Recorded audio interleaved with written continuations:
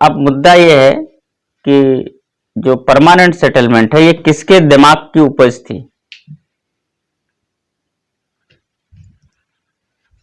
अब प्रश्न यहां थोड़ा सा है ना, इसमें मिस्ट्री है थोड़ी सी। किसके दिमाग की उपज थी, किसने ऐसा सोचा?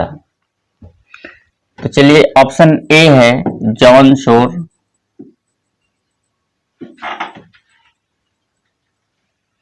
ऑप्शन बी है ऑकलैंड,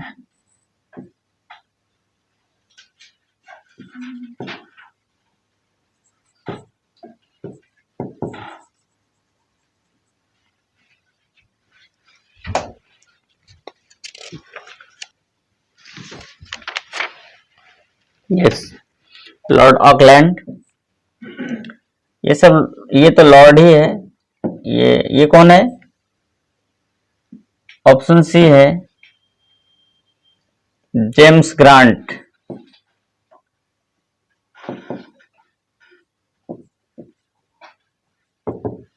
और ऑप्शन डी है एक है फ्रांसिस।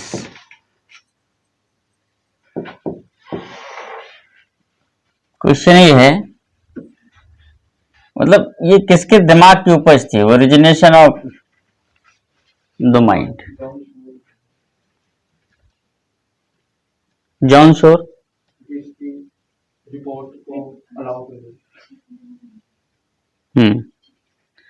जॉन शोर ने, ये रिकमेंडेशन जॉन शोर का है। एक्चुअली कॉर्नवालिस ने दो रिपोर्ट तैयार करवाई, एक जेम्स ग्रांट की और एक जॉन शोर की। जॉन शोर ने ये कहा था कि समस्त जमीन जितनी है वो जमींदारों की है, लैंड होल्डर्स की है, और हमें जो ये सेटलमेंट है वो सीधे जमींदारों से करना चाहिए और जमींदारों के माध्यम से किसानों से वसूल किया जाएगा, फार्मर से। ठीक है, तो जमीन को उसने बांट दिया, जो कृषि भूमि है, जो रेवेन्यू लैंड है, उसको जमींदारों को दे दिया, उसको दे दी। ग्रांट का कहना था कि नहीं, समस्त जमीन का मालिक, जितनी जो रेवेन्यू लैंड है वो सब उसका मालिक किंग है, राजा है, और राजा को सीधे सेटलमेंट करना चाहिए जनता से। बिचौलिया क्यों? अब जमींदार बीच में लगे तो मीडिएटर हो गया ना, बिचौलिया क्यों? तो जॉन शोर के रिकमेंडेशन को कॉर्नवालिस ने एक्सेप्ट कर लिया। क्यों? एक मिनट,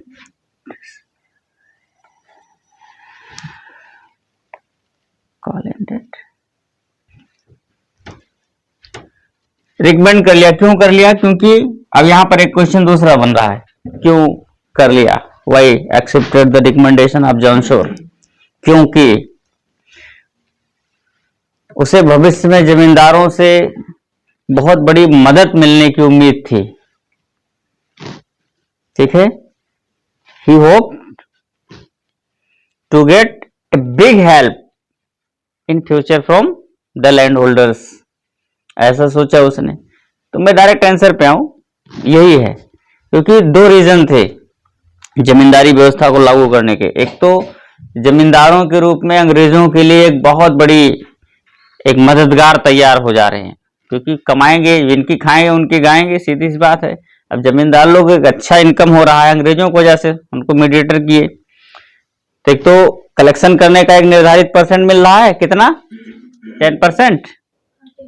10% कहाँ है बताइए? हाँ, तो 10% हो गया। 1/11 10% है।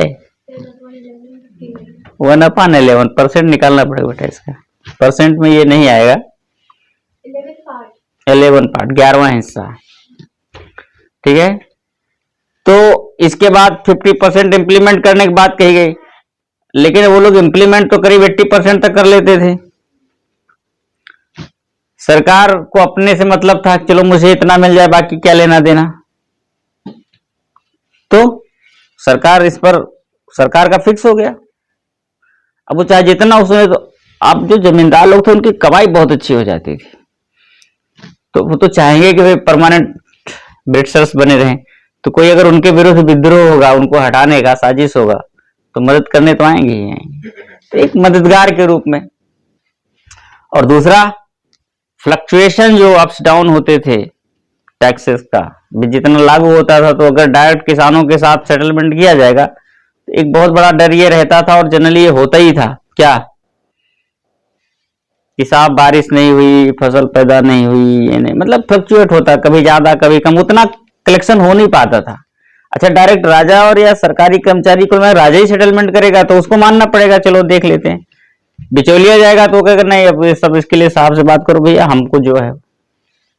अच्छा, बिचौलिया जाने से क्या मतलब, वो तो सेटलमेंट जमींदारों से हो गया ना कि आपको इतनी भूमि दी जा रही है, इतने के जमींदार आप हैं, इसका इतना बना पर ईयर, ये इस डेट में सूर्यास्त होने से पहले आपको जमा करा देना है। बारिश हुई कि नहीं हुई, सूखा पड़ गया, अकाल पड़ गया, मर गए कि जिंदा है, उनसे क्या लेना देना, वो जमींदार लोग जमा करा देते थे। कैसे वसूलना वो जमींदार जाने। फ्लक्चुएशन, दो बड़े बड़े रीजन थे इसके, ठीक है ना। तो कुल मिलाकर के ये जा, अब प्रश्न ये था कि किसके दिमाग के ऊपर थी, ये हमने बताया नहीं था एक्चुअली। अचानक ध्यान में आया तो हमने कहा इसका उत्तर ये है फ्रांसिस। और ये है कौन, ये जो वारन हेस्टिंग्स है,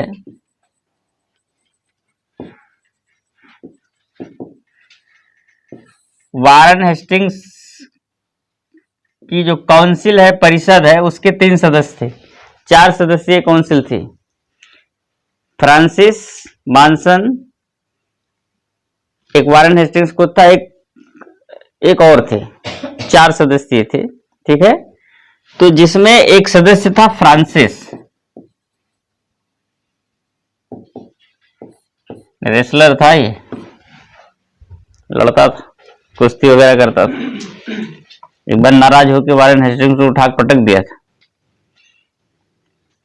तो काफी विवाद चला इस मुद्दे पर फिलहाल। तो फ्रांसिस के मन में पहली बार ऐसे प्रकार के सेटलमेंट की ख्याल आया था, जो स्थायी बंदोबस्त का जो ख्याल आया सबसे पहले फ्रांसिस के मन में आया। फ्रांसिस वारन हेस्टिंग्स के कार्यकारिणी काउंसिल का एक सदस्य था, ठीक है, क्लियर, ओके।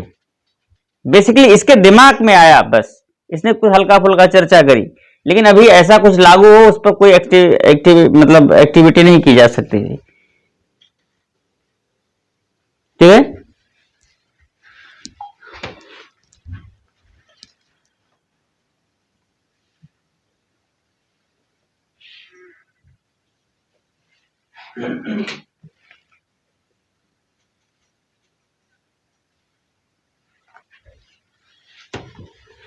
चलिए खैर हम लोग फिर मुद्दे पर आते हैं।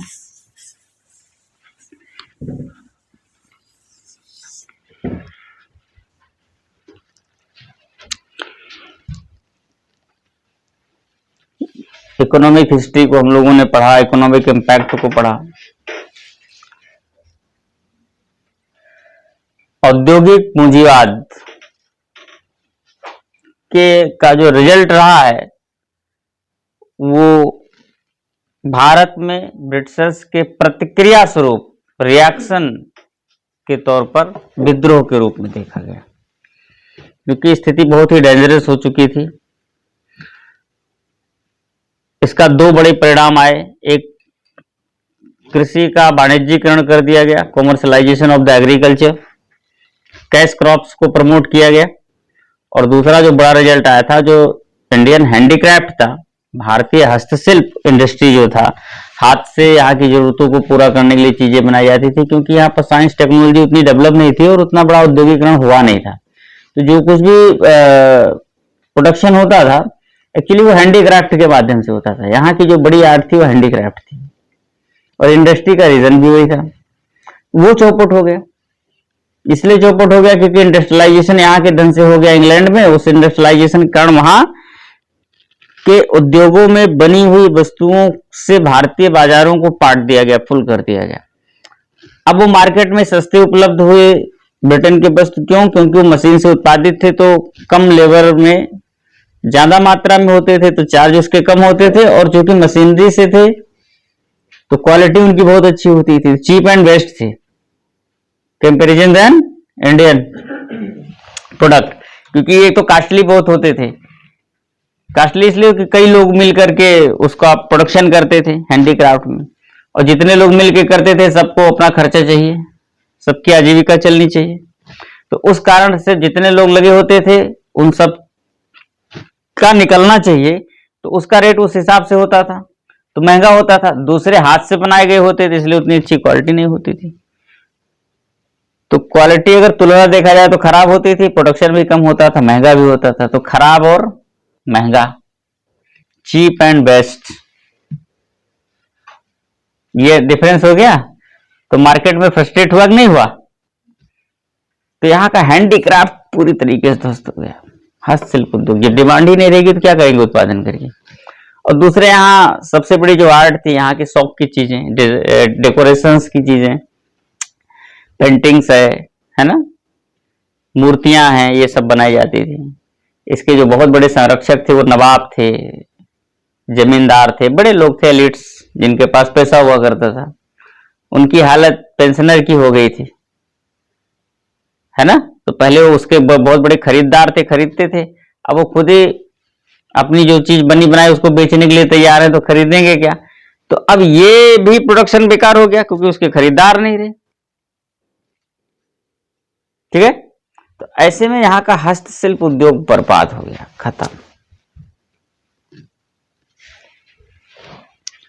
तो दो बड़े डिजास्टर्स हुए, भूखमरी, अकाल। अनाज उत्पादन नहीं होता था और पैसा उतना यहाँ की वस्तुओं का देते नहीं थे कीमत, तो खाने तक की दिक्कत आ गई। अकाल, भूखमरी, अब भूखमरी अकाल होगा तो महामारियां फैलेंगी, बीमारियां होंगी, लाखों लाखों लोग मारे जाने लगे। तो मरता क्या न करता, करने के लिए कुछ बचा भी नहीं है, करने के लिए कुछ तो होना चाहिए। तो हो गए विद्रोह। अगले स्टेप पर हम लोगों को पढ़ना है विद्रोह।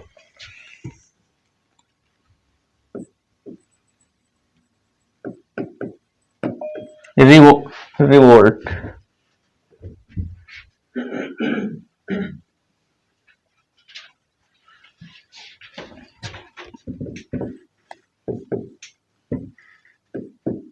रिवोल्ट, ठीक है, विद्रोह हो गए।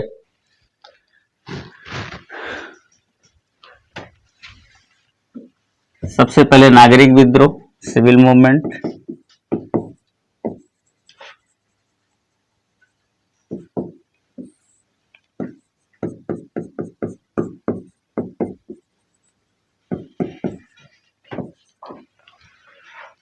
फिर जनजातीय विद्रोह, tribal movement.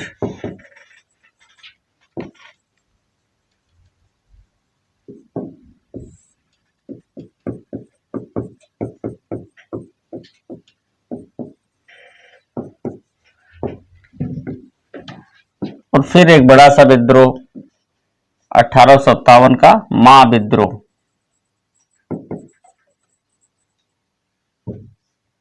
The great rebellion of 1857, 1857 का महाविद्रोह। ठीक है, civil movement started from Bengal. क्यों? बिकॉज बंगाल से शुरुआत हुई, क्योंकि बिकॉज ब्रिटिश सत्ता की स्थापना बंगाल में ही हुई शुरुआती दौर में। ठीक है, because the British rule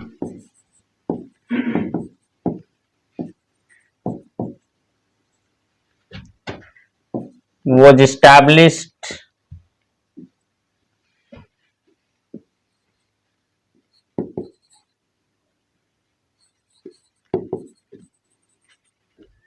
from Bengal. British सत्ता बंगाल से स्थापित हुई। ठीक है, यहां से स्टार्ट हुई तो शोषण भी वहीं शुरू हुआ, शोषण वहां शुरू हुआ तो फिर विद्रोह भी वहीं से शुरू हो गया। ठीक है ना। रीजन बिल्कुल क्लियर है। बंगाल से ही शुरुआत हुई, क्यों? क्योंकि ब्रिटिश हुकूमत की स्थापना शुरुआती बंगाल से हुई थी। शोषण वहां शुरू हुआ तो फिर विद्रोह भी वहीं से, सब कुछ वहीं शुरू होगा, विद्रोह भी वहीं से।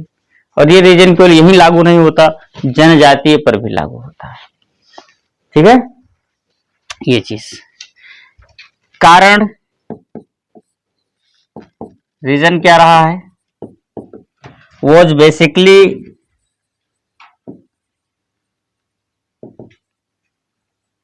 रिलीजियस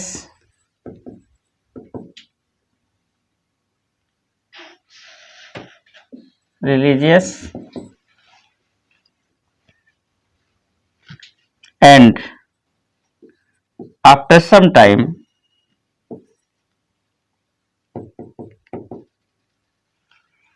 converted into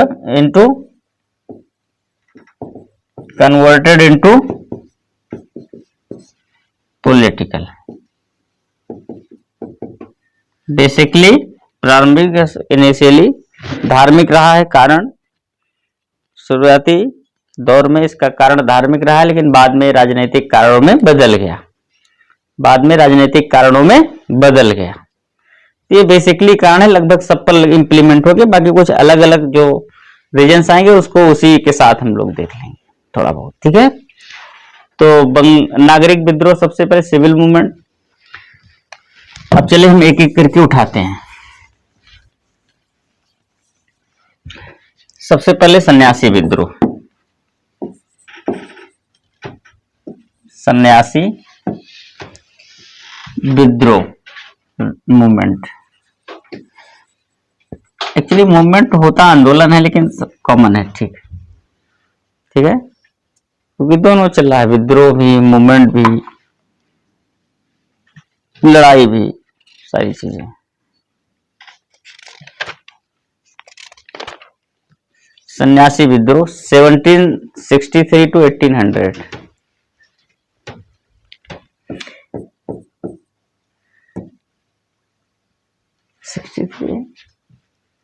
यस, 1800 तक चला है ये छिटपुट रूप में। क्षेत्र बंगाल है।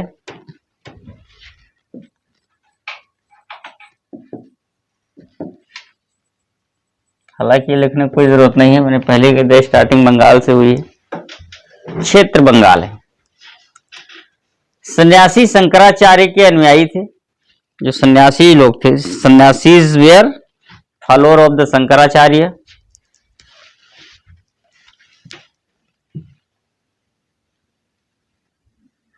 Follower of the Shankaracharya, Shankaracharya के अनुयायी थे और गिरी संप्रदाय से संबंधित थे। And related with Giri community, Giri community, Giri GIRI, Giri community से संबंधित थे। ठीक है, क्लियर? परिचय होगा इनका। रीजन बेसिकली क्या, नहीं लिखा? गिरी संप्रदाय से संबंधित थे और तीर्थ यात्रा पर लगे हुए करों से असंतुष्ट थे। एंड वे अनसेटिस्फाइड, या ऑब्लिक करके एंग्री भी लिख लीजिए, क्योंकि मात्र अनसेटिस्फाई होना विद्रोह के लिए पर्याप्त नहीं है। वे अनसेटिस्फाई ऑब्लिक करके लिख लीजिएगा।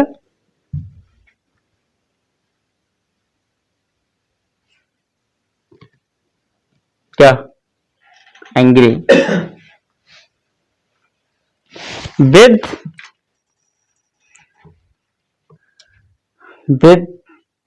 पिलग्रिमेज टैक्स, तीर्थ यात्रा पर लगे हुए कर से नाराज या असंतुष्ट थे।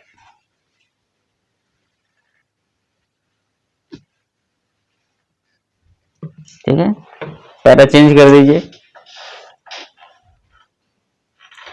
19वीं शताब्दी के उत्तरार्ध में बंकिम चंद्र चटर्जी द्वारा लिखी गई पुस्तक इन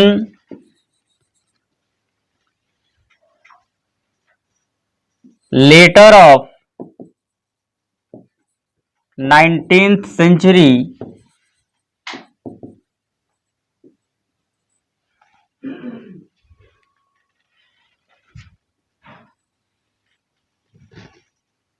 उन्नीसवीं शताब्दी के उत्तरार्ध में बंकिम चंद्र चटर्जी द्वारा लिखी गई पुस्तक आनंद मठ का कथानक इसी से लिया गया है।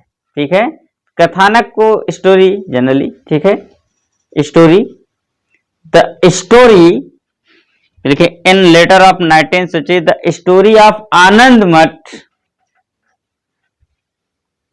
द स्टोरी ऑफ आनंद मठ वॉज टेकन, स्टोरी लिखे या स्क्रिप्ट भी लिख सकते हैं, कथानक, स्क्रिप्ट ऑफ आनंद मठ was taken from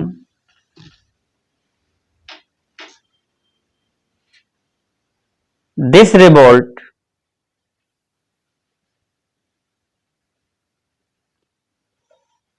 which was written by Bankim Chandra Chatterjee, which was written by Bankim Chandra Chatterjee, जो बंकिम चंद्र चटर्जी के द्वारा लिखे थे 19वीं शताब्दी में। ठीक है, खैर इस विद्रोह को वारेन हेस्टिंग्स ने दबा दिया।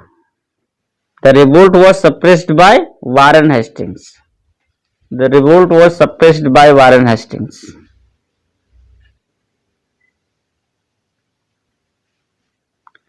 अगला है फकीर विद्रोह।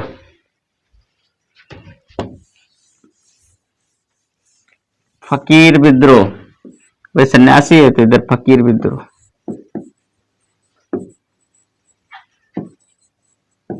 रिवोल्ट कब हुआ है?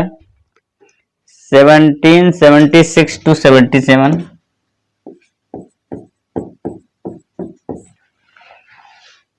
बंगाल क्षेत्र, बंगाल ही है। इसमें कुछ लीडर्स का नाम आ रहा है, वहां तो एक समूह था सन्यासियों का, इसमें कुछ लीडर्स का नाम आ रहा है, नेता। तो नेता लिख लीजिए, मजमून शाह और चिराग अली। मजमून शाह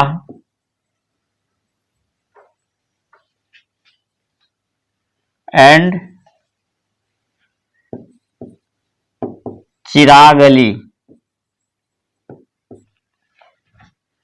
मजमून Shah and Chirag Ali. Suppressed by Warren Hastings, suppressed by Warren Hastings. कारण रिलीजियस, रीजन रिलीजियस लिखिए तो वही सब चीजें फिर आ जाएंगी, पिलग्रिमेज टैक्स लगा लीजिए।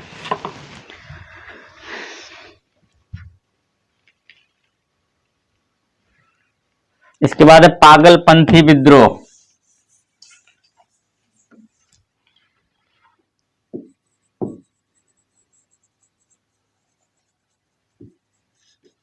पागलपंथी रिवोल्ट कब हुआ है? 1813 to 31। 1818 18 है, 13 है, 13 ही है। इधर 13 उधर 31, 1 3 3 1, इधर को उधर करना है केवल। क्षेत्र बंगाल, नेता टीपू मीर। जो रीजन है क्षेत्र वो है Bengal, leader Tipu Mir. Pagalpanth was the semi religious community. Pagalpanth was the semi religious community. Pagalpanth एक अर्ध धार्मिक संप्रदाय था, which was circulated by करम Shah, which was circulated by करम शाह ऑफ नॉर्थ बंगाल, जो उत्तरी बंगाल के करमशाह ने चलाया था।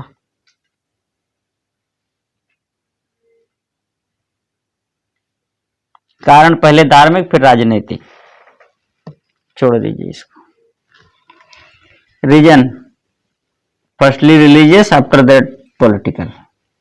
अच्छा, जब पॉलिटिकल रीजन आएगा तो क्या क्या दिमाग में आता है, क्या क्या रीजन हो सकता है उस समय, एट दैट टाइम?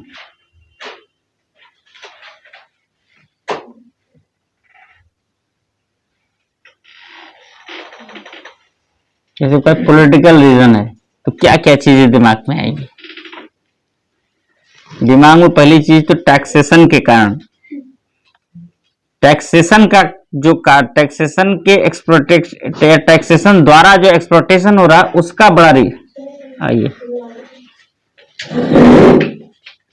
देखिए, टैक्सेशन के कारण जो उसका बड़ा रीजन है, क्या बड़ा रीजन क्या कह रहे थे, मतलब पॉलिटिकल एक्सप्लोटेशन जिस प्रकार से हो रहा, तो वो एक प्रकार से पॉलिटिकल ही है, क्योंकि टैक्सेशन का अगर विरोध करना तो किसका विरोध करना पड़ेगा? अब जैसे जमींदारी सिस्टम का विरोध करना पड़ेगा थ्रू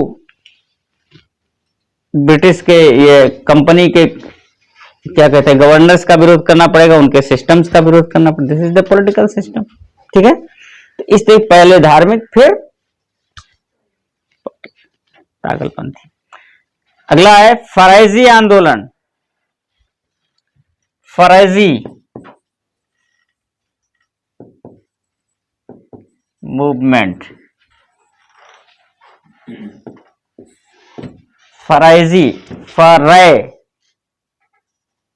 ध्यान देना तो फर्जी हो जाएगा फिर। 1820 to 58,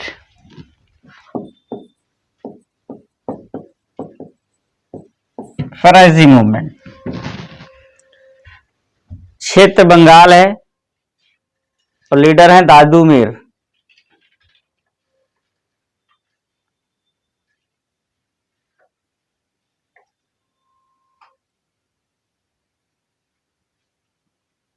यह भी एक अर्ध धार्मिक संप्रदाय था। This was also semi religious community.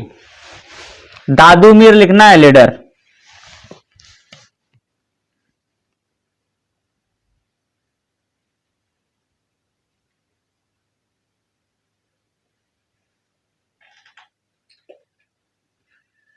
Reason actually political है इसका, ठीक है। खैर चलो वो सब पहले ही मैंने लिख दिया है, इसके अलावा दूसरा तीसरा होगा नहीं तो उसको बार बार मेंशन करने की कोई जरूरत नहीं है। इस आंदोलन को वहाबी आंदोलन का समर्थन प्राप्त हुआ था। This movement was supported by Wahabi movement, Wahabi.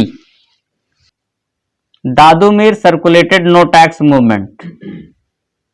Dadu Mir ने नो टैक्स आंदोलन चलाया, इसी में जैसे नो टैक्स कर नहीं देने का आंदोलन। दादू मीर ने करबंदी का आंदोलन चलाया, करबंदी, दादू मीर, ठीक है। दादू मीर जहां लिखे वहीं पर बगल में उनका एक नाम लिखिए, मोहम्मद मोहसिन। कभी भी मोहम्मद मोहसिन, मोहसिन MOHSIN, मोहसिन। ओके, अब आ जाइए अहोम विद्रोह। अहोम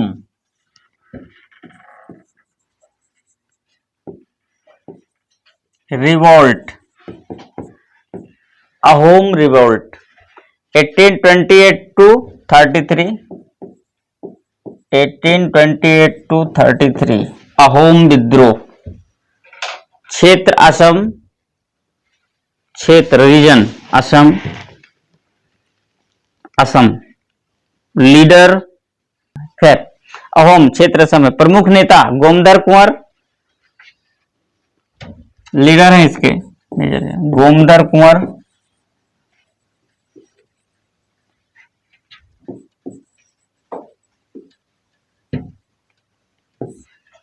रूपचंद्र कोनार,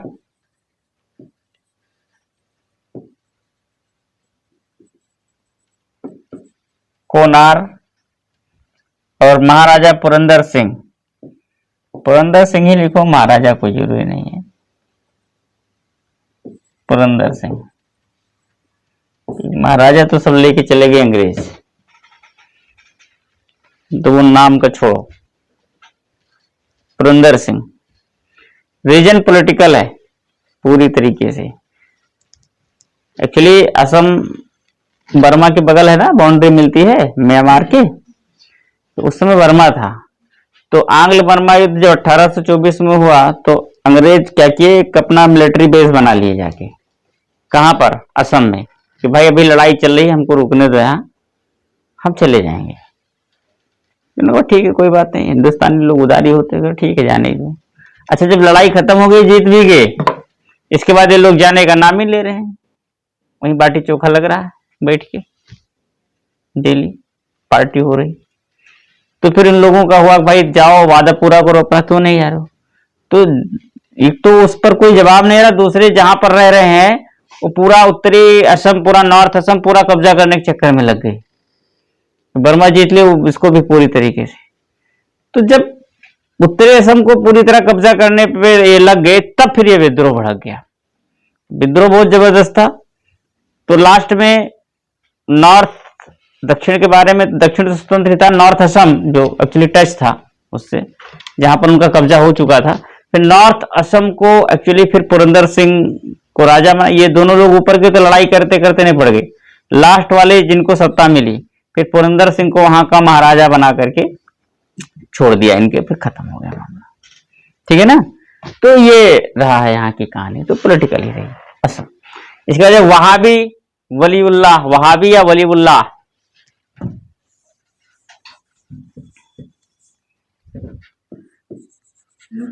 वहाबी या वलीउल्लाह मूवमेंट।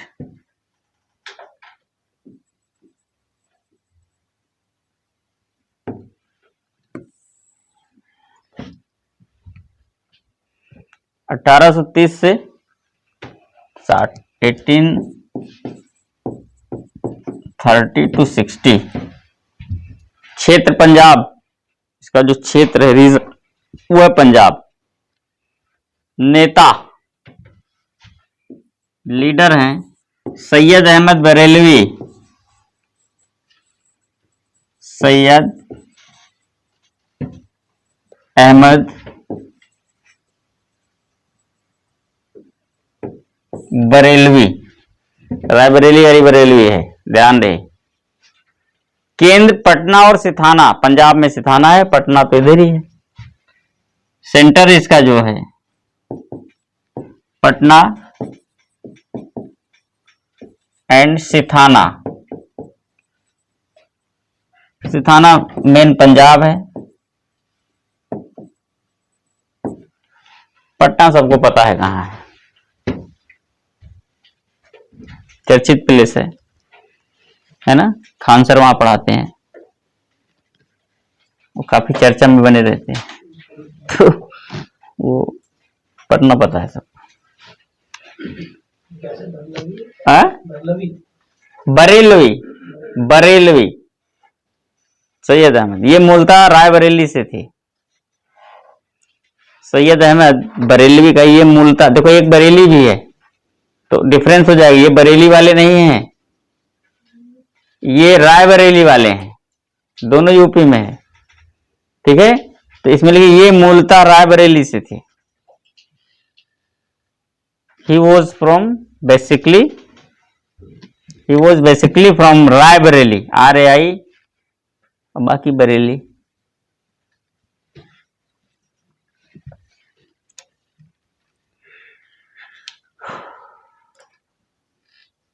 ये अरब के अब्दुल वहाब से प्रभावित थे, ये अरब के अब्दुल वहाब से प्रभावित थे। वहाब, VA, अब्दुल वहाब, अब्दुल ABDUL, वहाब से प्रभावित थे। He was influenced with Abdul Wahab from Arabia, अरबी लिख लो, अरेबिया कोई जरूरी नहीं। इसलिए इस आंदोलन का नाम है वहाबी आंदोलन। So this name is Wahhabi. चलो जाने दो। इसी प्रकार वलीउल्लाह का भी है, कोई दिक्कत नहीं है। एक दिल्ली के संत थे शाह वलीउल्लाह, उनसे बड़े प्रभावित थे, तो वलीउल्लाह आंदोलन हो गया। अभी जिसे जिसे पढ़ो सबका नाम ही हो जाएगा, तब कितना लोग पढ़ेंगे, इसलिए जाने दो। ठीक है, तो वहाबी आंदोलन है। इसका उद्देश्य क्या है वहाबी आंदोलन का? एम, एम मेन है। इसका मुख्य उद्देश्य कुरान के अनुसार मुस्लिम शासन की स्थापना करना।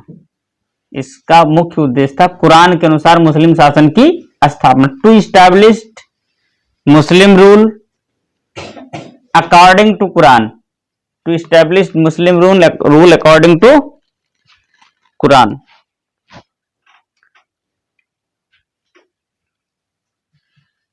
यह मुसलमानों द्वारा मुसलमानों के लिए, और एक और चाहिए, मुसलमानों का मुसलमानों द्वारा मुसलमानों के लिए चलाया गया आंदोलन था। This movement was for the Muslim, of the Muslim and by the Muslim. This movement was of the Muslim, for the Muslim and by the Muslim. यह आंदोलन मुसलमानों का मुसलमानों द्वारा मुसलमानों के लिए चलाया गया आंदोलन था। पुनरुद्धार आंदोलन था एक्चुअली। पुनरुद्धार या रिवाइवल से मतलब यह है कि जो जैसे था उसको उसी फॉर्मेट में फिर से लागू करना, जो भी चेंज आया खत्म करो। अब जैसे जब मुस्लिम शासन पहली बार आया तो अकॉर्डिंग टू कुरान ही वो चलता था, फिर धीरे धीरे उसमें चेंज आते गए और काफी हद तक चेंज हो गया। फिर लोग रिफॉर्म की ओर आगे बढ़ते गए, अपडेट करते गए और अपने आप को आधुनिक करते गए। तो कुछ कट्टरपंथी लोग क्या है कि ऐसी आधुनिकता को किनारे करना चाहते हैं और वो बेसिक और मूल स्वरूप को लागू करना चाहते हैं। वो आज भी है। इस पर हमको लगता है इस्लाम में तो है, बाकी धर्मों ने तो शायद नहीं है उतना, इस्लाम में है। उसमें भी कुछ कट्टरपंथी ऐसे लोग हैं जो उसके मूल स्वरूप को ही लागू करना चाहते हैं। वो भी चाहते हैं कि लोग ऐसे अपडेट करना या आधुनिक, है ना, महिलाएं बिल्कुल ऐसे पैक होके चलें और पढ़ाई लिखाई ना करें, पढ़ाई मदरसों में हो, कुरान की शिक्षा हो, है ना। खैर, तो पुनरुद्धार आंदोलन था ये, फिर से रिवाइव करने का। ओके, तो आगे इसमें क्या चाहे जितना लिखते हो, राष्ट्रीय ना हो सका ये वो, तो ऑटोमेटिक वैसे कैसे राष्ट्रीय हो जाएगा? जब कम्युनिटी बेस्ड आप आंदोलन चलाओगे तो फिर नेशनल मूवमेंट तो नहीं हो पाएगा ना ये राष्ट्रीय। सो जाने दो इसको। सैयद मोहम्मद ने सिखों के विरुद्ध जिहाद की घोषणा की थी।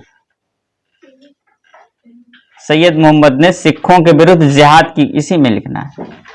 क्या लिखा? फॉर द मुस्लिम हो गया ना। फिर सैयद मोहम्मद ने सिखों के विरुद्ध जिहाद की घोषणा की थी। सैयद मोहम्मद अनाउंस्ड जिहाद अगेंस्ट सिखों के विरुद्ध, किंतु 1831 के युद्ध में मारे गए। बट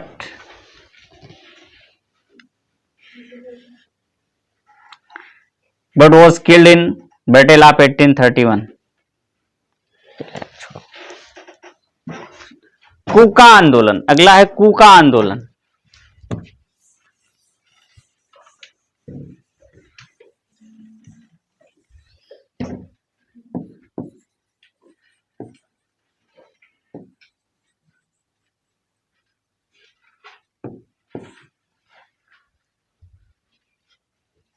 क्या लिखा? कूका मूवमेंट। कूका क्षेत्र पंजाब।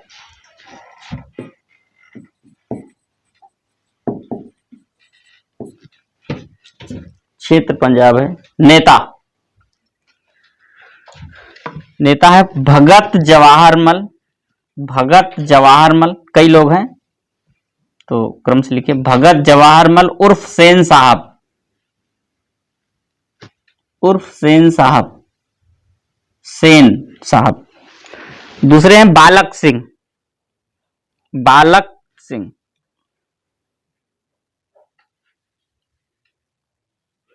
तीसरे हैं राम सिंह कूका, राम सिंह कूका।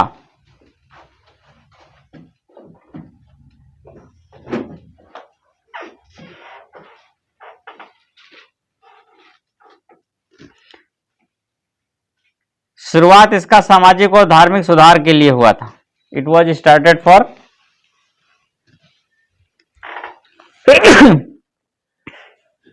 It was started for social and religious reform.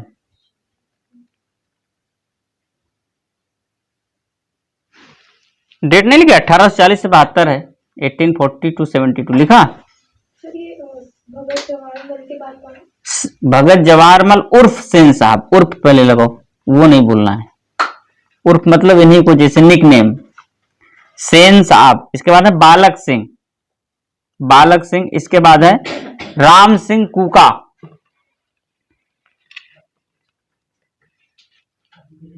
है 1840 to 72, 1840 से 72।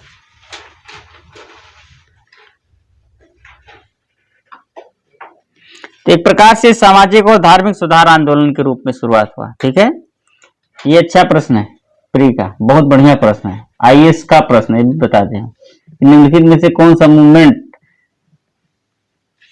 जो है, जो प्रारंभिक मतलब ये सामाजिक और धार्मिक आंदोलन के रूप में जाना जाता है? विद्रोह, मूवमेंट नहीं, विद्रोह। मूवमेंट कहाँ आ जाएगा? मूवमेंट तो जनरली लिखा जा रहा है, एक्चुअली ये विद्रोह है, ये सब विद्रोह है, रिवोल्ट है। ये मूवमेंट जो लिखा है ये सब जनरलाइजेशन है, सही चंग से ये चीज जान लो, क्योंकि मूवमेंट का तो दूसरा भाव है, उसका अर्थ ही अलग है। सामाजिक और धार्मिक सुधार के लिए स्टार्ट हुआ था, बाद में राजनीतिक वगैरह हो गया, ये सब क्लियर है। ठीक है, चलिए, तो ये थे कुछ सिविल मूवमेंट, नागरिक। इसके बाद आइए जनजातीय विद्रोह, ट्राइबल मूवमेंट।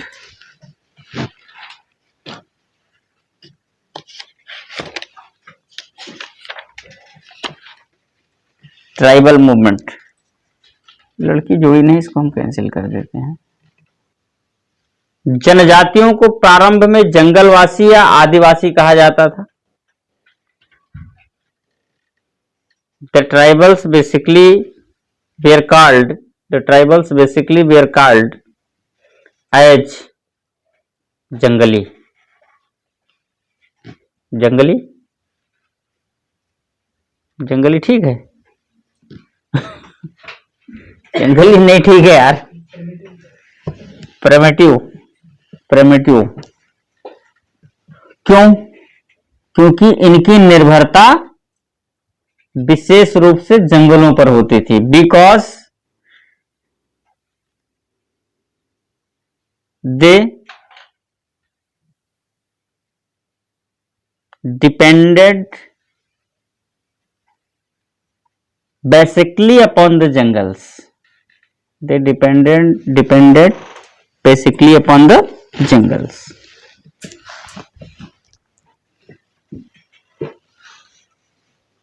पहली बार जनजाति शब्द से ठक्कर बापा ने इन्हें संबोधित किया। फर्स्ट टाइम ठक्कर बापा, वापा addressed him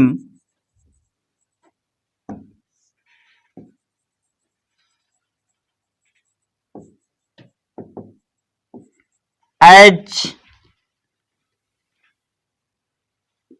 ट्राइब्स। इन्हीं को शेड्यूल्ड ट्राइब्स कहा जाता है, एसटी ट्राइब्स। पहली बार ठक्कर बापा ने इनको जनजाति शब्द से संबोधित किया। जनजाति, ठक्कर बापा, इन्होंने आदिवासी जंगलवासियों के रिफॉर्म पर बहुत काम किया है। अमृतलाल विठल दास ठक्कर उर्फ ठक्कर बापा इनका पूरा नाम है। तो इन्होंने जनजाति, क्योंकि लोग फिर ऐसे हेट की दृष्टि से देखते थे ना इनको, जंगली, ऐसे जंगली किसी कह दो, भले वो जंगल में रहता हो तो उसको बुरा लगता है। तो लोग थोड़ा सा एक डिफरेंशिएट करते थे, यार ये कहाँ आ गए यहाँ, ऐसे। तो इनको जनजाति इसीलिए कहा गया, जन भाई ये भी लोगों की ही जाति हैं, आदमी की ही जाति हैं। इनको इनसे इसलिए जन का अर्थ होता है लोग, पीपुल। ठीक है, तो इनको जनजाति शब्द से पहली बार ठक्कर बापा ने संबोधित किया। अंग्रेजों की राजस्व व्यवस्था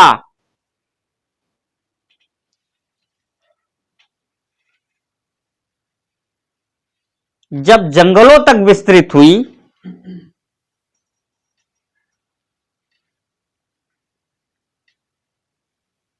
तब इनके व्यक्तिगत संस्कृतियों और नियमों में हस्तक्षेप होने लगा। When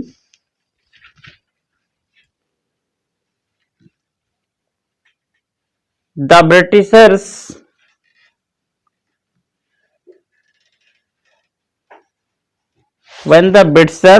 implemented the revenue system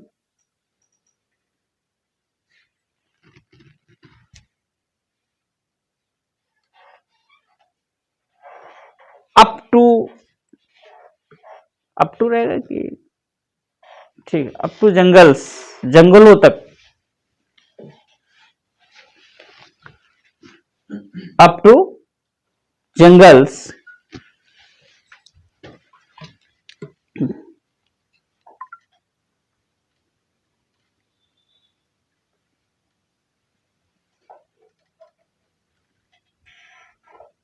comma लगा दीजिए, जंगलों तक फैली, इंप्लीमेंट हुई।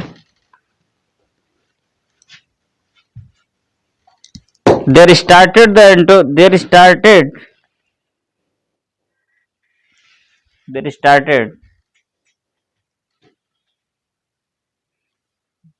interfere into their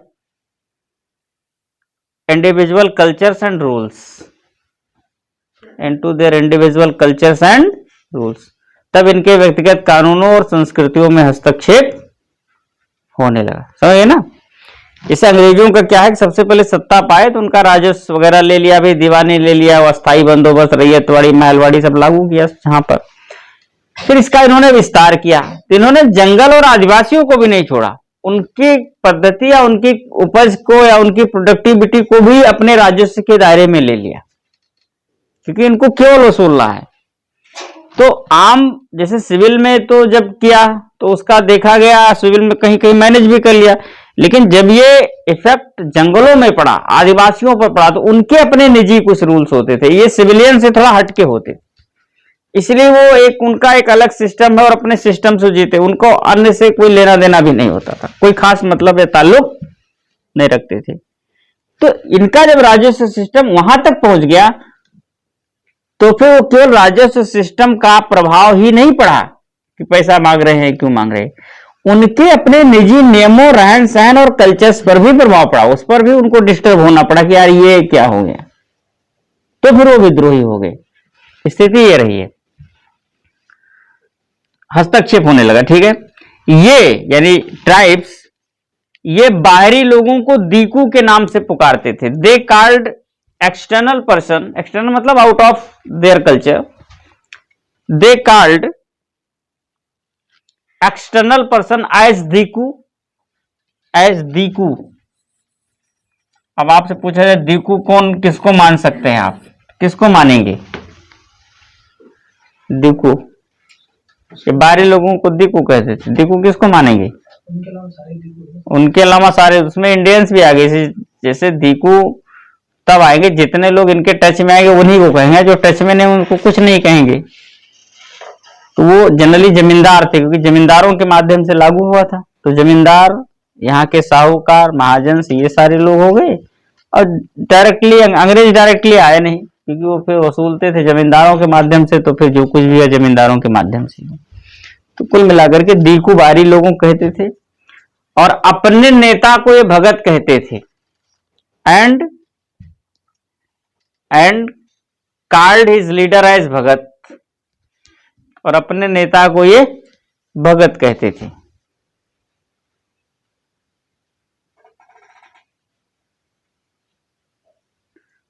इनमें झूम खेती, शिफ्टिंग कल्टीवेशन प्रचलित था।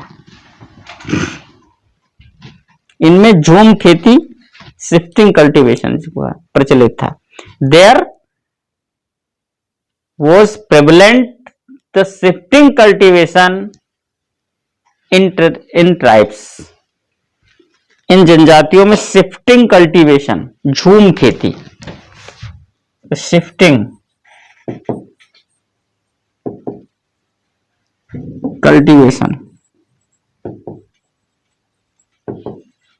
प्रचलित है। There was prevalent the shifting cultivation in the tribes। ठीक है, झूम खेती का मतलब ये था कि इसे शिफ्ट करते, एक स्थान पे करते थे कई लोग मिल करके अपना हिस्सेदारी तय करके, फिर वहां जब फर्टिलिटी कम हो जाती थी तो उसको छोड़ देते थे कुछ दिन के लिए, किस लिए? टू गेन द फर्टिलिटी, और दूसरे फील्ड पर चले जाते थे। अब जब राजस्व इम्प्लीमेंट हुआ तो राजस्व कैसे वसूला जाएगा भाई? किसके नाम कितनी भूमि है रिकॉर्ड होना चाहिए ना भाई, उसी से लेना है, तो उस पर पूरा रिकॉर्ड तय हुआ। तो अब जिसके नाम जितनी भूमि अलॉट होगी वो अपनी भूमि पर खेती कर सकता है, क्योंकि उसको राजस्व देना है, राजस्व भूमि हो गई। तो अब चाहे फर्टिलिटी रहे और चाहे ना रहे, वो दूसरे भूमि पर जा भी नहीं सकता, भूमि फिक्स हो गई। तो झूम खेती प्रभावित हुई कि नहीं प्रभावित? एक प्रकार का इनका सिस्टम, इनका कल्चर, इनका नियम है। तो ये सब सारी चीजें हैं। ठीक है, तो शिफ्टिंग कल्टीवेशन प्रचलित था। हो गया। तो इन्हीं भगत लोगों ने दीकू और अंग्रेजों के विरुद्ध आंदोलन कर दिए। दीज भगत, भगत समझ गए ना, नेता हैं इन लोगों के, आदिवासियों के। These Bhagat started the movement against Dikus and Britishers.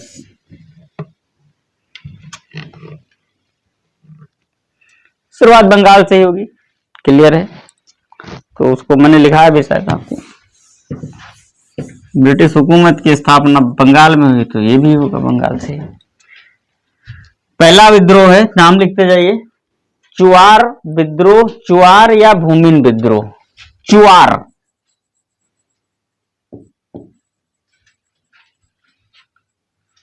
भूमिन revolt. Chuar या भूमिन 1766 से 72 दो शिफ्ट में हुआ है। 1766 टू 72 एक शिफ्ट, फिर कुछ दिन रुका रहा, फिर 1795 टू 1816, फिर 1795 टू 1816, दो शिफ्ट में, बीच में कुछ गैप ले लिया। क्षेत्र बंगाल है, नेता जगन्नाथ। क्षेत्र बंगाल है और इसके जो लीडर हैं वो है जगन्नाथ।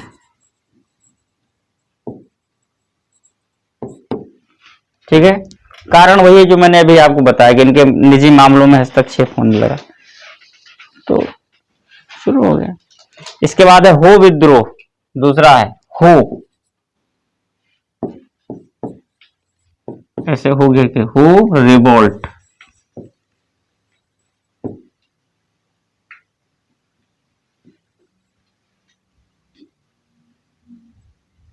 रिवोल्ट, हो रिवोल्ट, यह है 1820 टू 22, 1820 से 22, एक शिफ्ट में ये हुआ है। इसके बाद 31 में हुआ और 37 में हुआ है, अलग अलग। 1831 एंड 1837 में हुआ है। 1820 से 22 लगातार हुआ, फिर 31 में हुआ और 37 में हुआ। क्षेत्र इसका है छोटा नागपुर। रीजन छोटा नागपुर।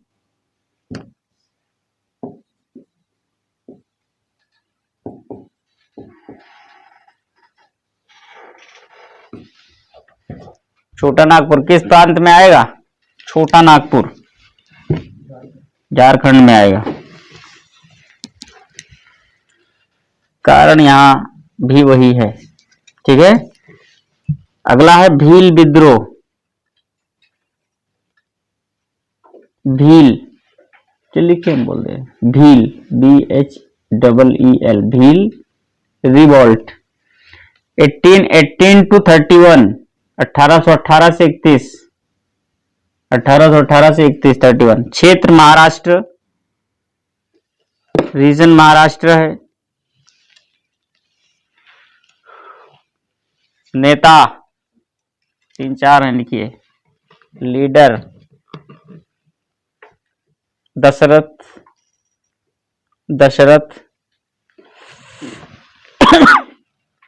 Hiriya, HIRI, YA Hiriya, Dashrath Hiriya.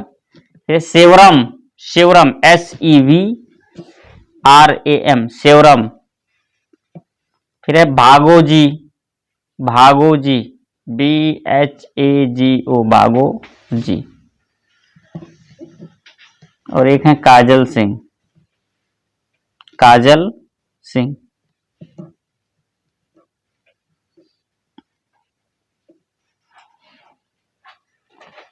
कृषि संबंधी कर नई सरकार का वही टैक्सेशन वगैरह फिर से यहाँ पे है। ठीक है, अगला विद्रोह है रमोसी, रमोसी RAMOSI रमोसी।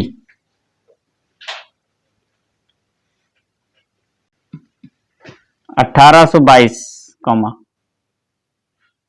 फिर 1825 से 26 1825 to 26 कॉमा।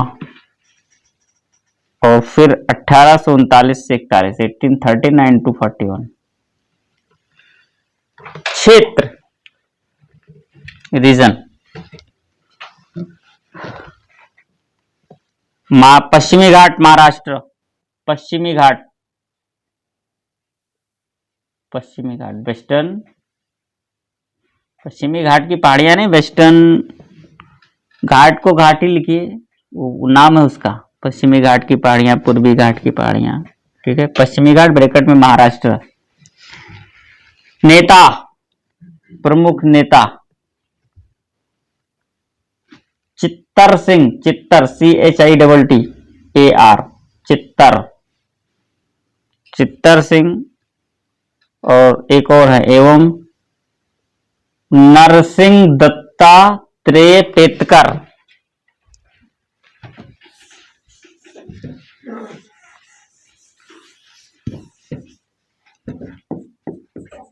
नरसिंह दत्तात्रेय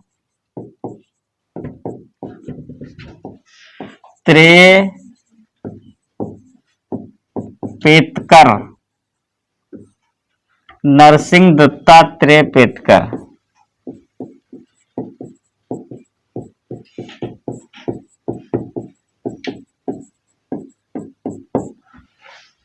ये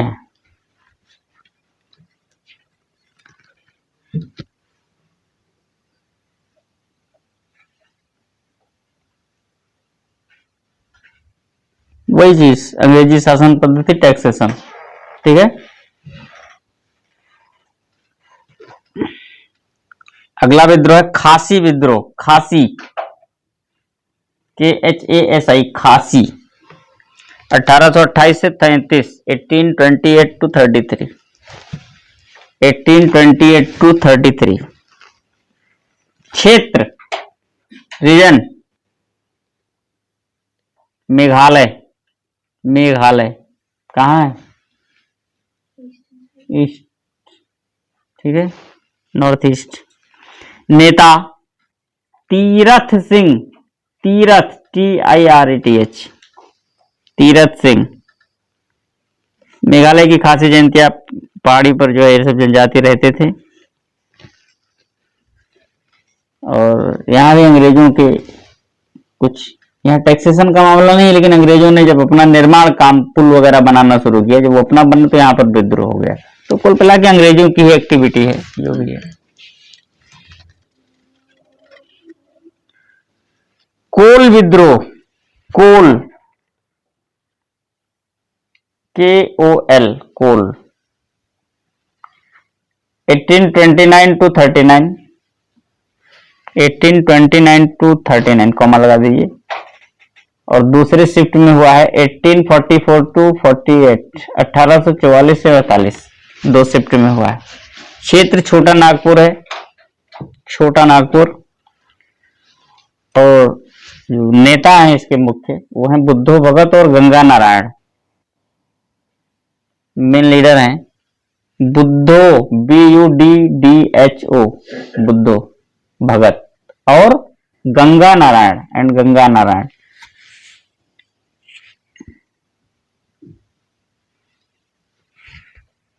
यहां भी शुल्क का मामला है, कृषि पर यहाँ पर थोड़ा ये लोग कच्ची शराब वगैरह बनाते थे अपना अलग से, उस पर भी टैक्स लगा दिया ब्रिटिश सरकार ने, तो फिर इन लोगों ने विद्रोह कर दिया। ठीक है, अब आ जाइए संथाल विद्रोह।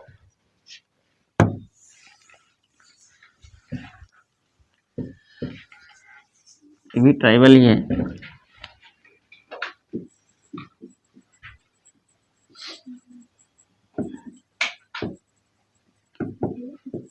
संथाल विद्रोह 1855 से 56,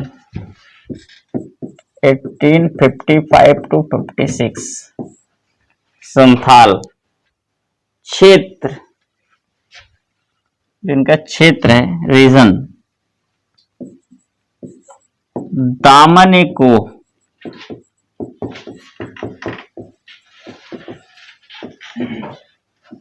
दामन एको,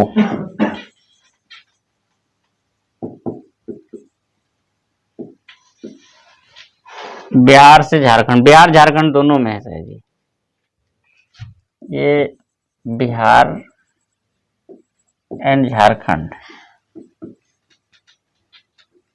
ये दोनों में है। नेता सीधू और कान्हू, लीडर रहे हैं मेन, वो है Sidhu and Kanhu.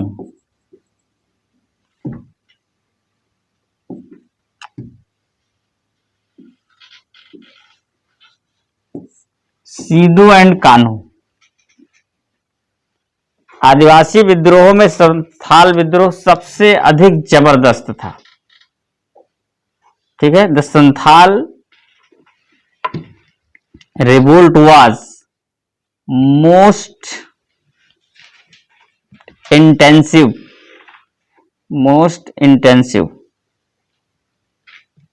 in tribal movements,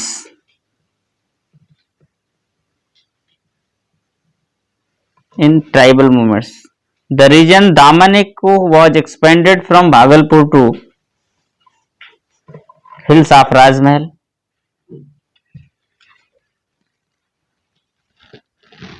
The region Damaneko was expanded from Bhagalpur to hills of Rajmahal.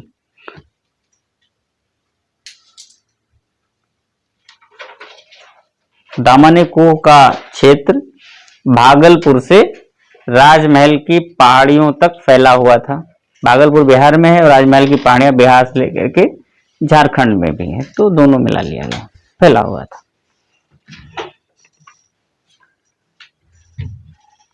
अस्थाई बंदोबस्त के कारण इन लोगों की जमीनें ले ली गई, बस इतना लिखना है। ठीक है, the agricultural field was captured due to permanent settlement। ठीक है, संथाल लोग जमींदारों और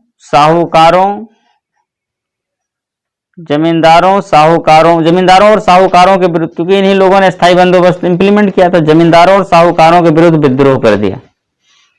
the Santhals become revolter against landholders and साहूकार क्या है?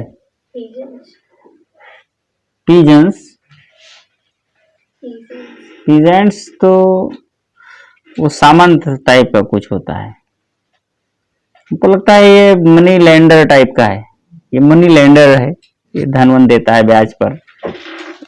मेन तो यही है, उनकी जमीनें ले ली गई, ये लोग ब्याज पे बढ़िया पैसा बांट रखे थे, इनका ब्याज हर दिन बढ़ता रहता था, और जब ठीक ठाक पूरा बराबर हो जाता था तो पुलिस लेकर के आकर के उनकी जमीनों पर कब्जा कर लेते थे, सरकारी आदेश लेकर के। सरकार चाहती ही थी यही चीज हो जाए, तो साहूकार समान रूप से दोषी थे जमींदारों के बराबर ही। ठीक है, ये मनी लेंडर्स थे, एंड मनी लेंडर्स। तो दो प्रमुख नेताओं सीधू और कान्हू ने इसका नेतृत्व किया। ये जाने दे, तो लिखे हुए लीडर्स है ना, लीडर्स लिखे हो। इनमें 6000 से अधिक आदिवासी इकट्ठा हुए। There gathered there gathered more than 6,000 tribals. जमींदारों की जमीन जला दिए, साहूकारों के घर जला दिए, सारे कागज जला दिए, रेलवे स्टेशन जला दिए, सब फूंक फांक के बराबर कर दिए इन लोगों ने। यही सब सारी चीजें की हैं। तो 1855 में सिद्धू और 1856 में कान्हू मारा गया। In 1855 Sidhu and in 1856 Kanu was killed. In 1855 Sidhu and in 1856 Kanu was killed. एक है रंपा विद्रोह। रंपा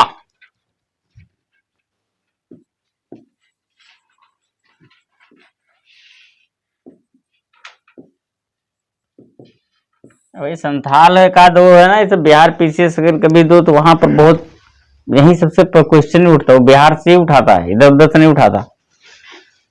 रंपा ये है 1879 आंध्र प्रदेश एपी। लीडर राजू रंपा।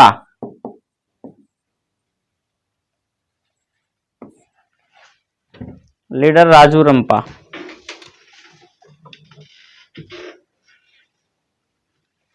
ये भी वही जमींदारों का मामला है। अगला है मुंडा। मुंडा विद्रोह, ये भी बड़ा जबरदस्त विद्रोह रहा है बिहार का।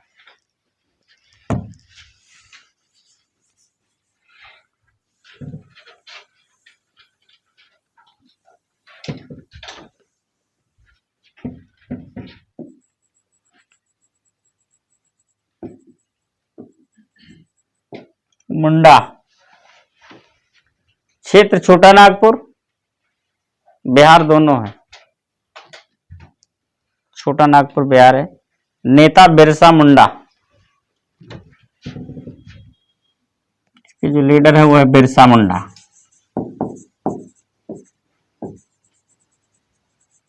मेन तो झारखंड में इसका प्रभाव है आई थिंक। मुंडा चौक है, उसका पूरा चौक में फोटो लगा, मूर्ति वूर्ति बनी हुई है रांची में, और काफी लोग बड़ा वो करते हैं वहां पर। वहां के विद्रोहियों को बड़ा ठीक ठाक दर्जा मिला है, सम्मान मिला है। वहां पर कई चौकों के नाम, जैसे तिलका माझी चौक, तिलका माझी पे एक वो था ना, वहां पढ़ाने जाते थे तिलका माझी चौक पर, तो वहां इन लोगों को काफी सम्मान मिलता, पूरा फोटो वोटो बना के, तीर धनुष बना के, सब ऐसे सारी चीज। इसके गुरु का नाम है आनंद पांडे। गुरु का नाम लिख लीजिए, प्री के लिए इंपॉर्टेंट है। आनंद पांडे। इनमें सामूहिक खेती अथवा खूट कट्टी की प्रथा का प्रचलन था। इनमें सामूहिक खेती अथवा खूट कट्टी प्रथा का प्रचलन था। There was prevalent the combined group cultivation और खूट कट्टी सिस्टम।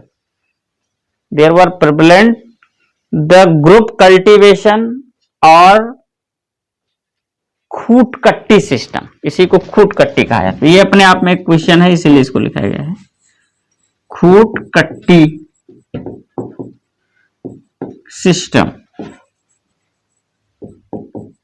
इनमें खूट कट्टी प्रथा का प्रचलन था, जो एक प्रकार का ग्रुप कल्टीवेशन के रूप में था।